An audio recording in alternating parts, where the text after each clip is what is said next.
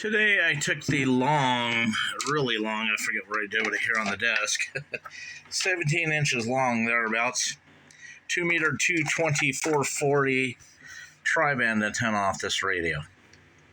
It's a full-size radio, and with that big long 17-inch whip, gonna poke my eye out. So we put back on the Diamond SRH 805. Come on, damn thing, focus. S stands for stubby.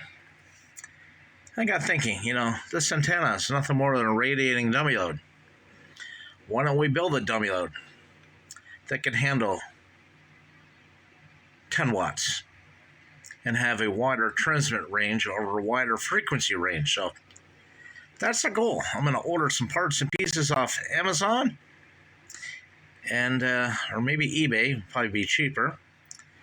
We get the parts and pieces in, we'll make our radiating dummy load. Good morning. How we doing? I got some SMA female chassis adapter connectors, kind of like you see in your hotspot, 4 little posts where it goes through the circuit board, a little center pin.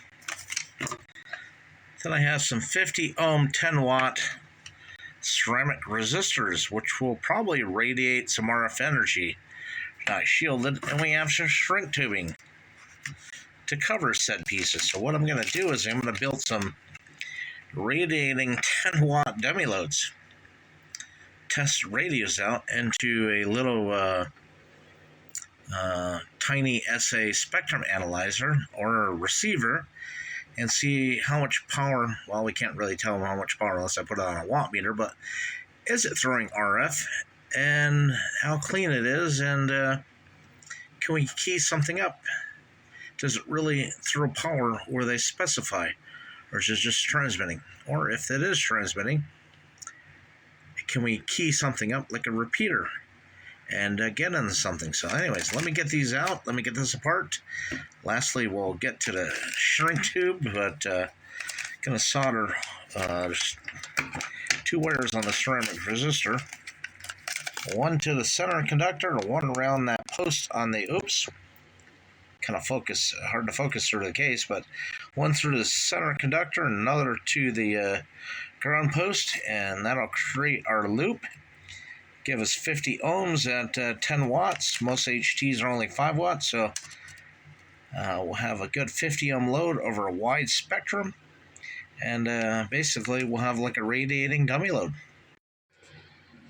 Well, I thought these wires on these things were going to be a little bit longer. At least they used to be when you bought them off Radio Shack. So I'm going to have to solder something to their, and something to the outside to make the connection. But should be simple enough to solder that center conductor to the element if I can get the camera to focus. Yeah, that'll be simple enough. Put some flux in both those pieces and a little bit of heat, and away we should go. Get the brand of this, the SD203. If you haven't seen the video on this, go check this out. That's what we're going to use. So I got those kind of laying there, just looking at those, trying to determine what I'm going to do, how I'm going to do this. First thing I got to do is get my solder and my flux out and do some prep work. Years ago, I used to have a set of helping hands. Nice Weller soldering station. I sold it off. Now I use little vice grips. Don't need to clamp on it a lot. Just on there, just enough to lock it in place. Hold that thing for moving around, and then I can get my wires set. Everything is already fluxed. All I gotta do is add a little bit of heat, a little bit of solder, and away we go. Okay, I guess my eyesight isn't the greatest. I'm a couple years away from being 60. So anyways, we got it soldered on there. It may not be the prettiest, but it's working. I got the voltmeter out. Gonna check it for continuity. Make sure nothing's shorted. Then secure it up with a little tape, and then some shrink tube, and yeah, we should be good to go. Okay, checked it from the center conductor over to the ground. There's no continuity. If I put it in the center tip, back to ground, we get a loop, so it's going through the dummy load. Cool, let's proceed. Okay, so I got it taped up in some painter's tape. Figured that's going to be good enough. I don't want to squish the wires together. I do that wire with a coating. That's a piece of a 5-strand rotator cable I cut apart. Anyway, so now we just got to get a piece of shrink tube and gonna have to go in my daughter's bedroom. She has a hair dryer I could steal, borrow without her noticing. And yeah, let's see if we can get this thing completed. So the shrink tube is over here. Don't know how much of this stuff is going to shrink, but let me get a piece out and figure this out. Okay, I cut it a little bit longer. I want to try to keep it as close to that as possible, but I have to pinch it on this end, so be it. So let me get this opened up, slid down, and like I said there, I got to find a heat source. Okay, I got my ultrafire flashlight shining in this. Took it downstairs, put it over my Zippo lighter, and just gently shrunk that tubing. I didn't heat it all the way tight, but it's tight enough where it's going to work. I had to take the tape off. That's supposed to be 1/2-inch tubing, and that little ceramic resistor is only a 1/4 inch by 1/4 inch, and the tube just barely fit over it, so it's not 1/2-inch tubing. But yeah, I guess I could have shrunk it a little bit more right there. I don't know if you see that little bit of a gap, but come on, focus, you stupid camera.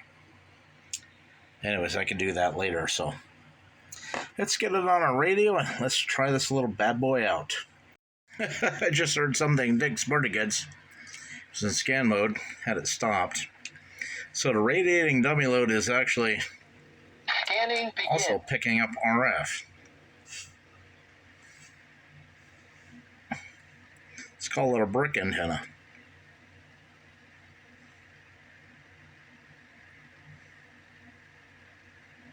I don't know what else would out there for traffic. Dick's Birdie Goods is only about a mile away from where I live, so.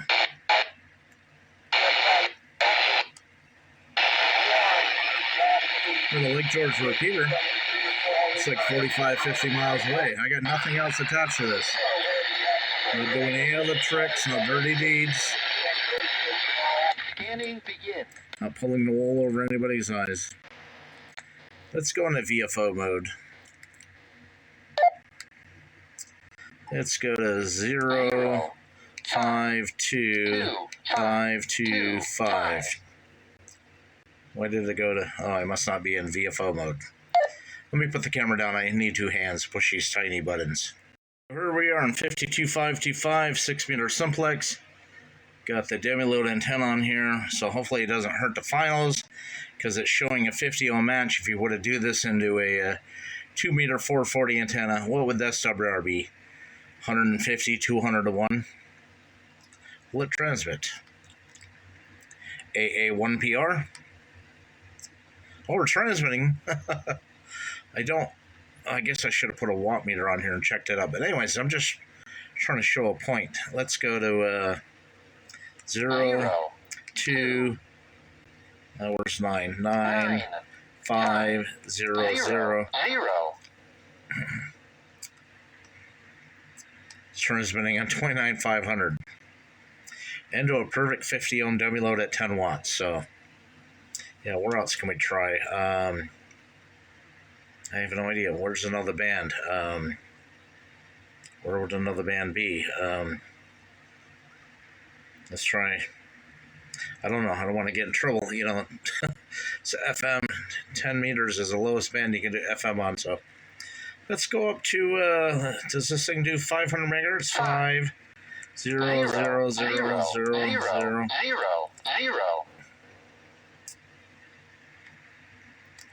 Transmits to 500 megahertz.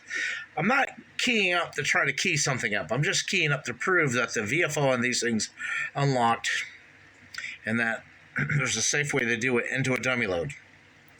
And this dummy load is rated for 10 watts at 50 ohms. So let's go 6, 1, 9, 0, 0, 0. I think the radio is supposed to go up to 620. Yes, transmit at 620. Since we're in a dummy load, what the hell? Oops. 0, 1, 6, 0, 0, 0. Oops. Okay, let's try 018001800. I thought it was 16 megahertz. Maybe it's 18 megahertz. Transmitting. How much power out? I don't know. And we're in a dummy load, so hopefully it shouldn't radiate too far. But yeah, radiating dummy load works. Want to check your transmit availability? Does it really transmit down there? Well, the key of the VFO is locking up. It's transmitting, but power output is something that I don't have a watt meter unless I could hook something in line. This is SMA, but I don't think I have a watt meter unless I pull out my HF one that goes down to 18 megs and up to 624. I could use my VHF UHF one, but anyways, cool little fun project that was. Okay, in VFO A, I have my All-Star node AA1PR testing. Okay, it's keyed up with my All-Star node. That's only about 60 feet away. Let's go to VFO B. I know outside with the tri-band antenna I can key into wells. Now we're not going to do it. Let's go to 0, 2, 7. It's a Killington 440.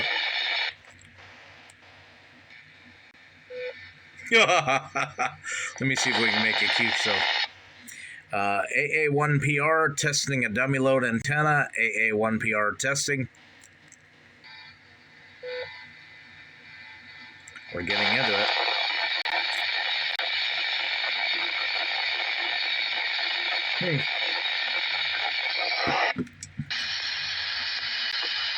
It's not hot. It's cool.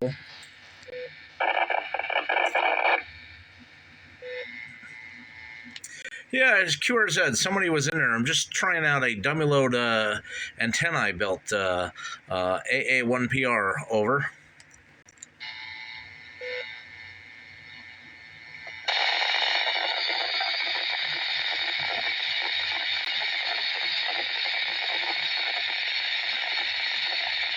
Anyways, there's the Killington link system as part of the New England FM Repeater Association. It's either busier than Dickens or deader than a doornail. Okay, I was going to check out the 4-meter band. I've never been there. It says United States has one experimental transmitter station, WE9XFT in Virginia, transmitting CW on 7.005. The beacon continues to be expanded, operated March 21st.